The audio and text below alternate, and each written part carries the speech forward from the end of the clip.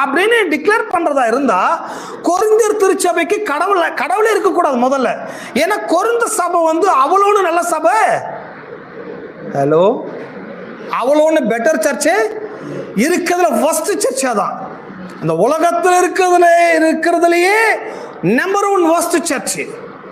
எப்படிப்பட்ட சர்ச் அப்படி கேட்டீங்கன்னா, ரெட் லைட் ஏரியாவில் இருக்கிற சர்ச் மாதிரி, அது பாம்பேல இருக்கிற சர்ச் மாதிரி, எல்லா வகையான வேசிகள், விபச்சாரிகள், அசுத்தமானவர்கள் கூடுகிற இடம் அது.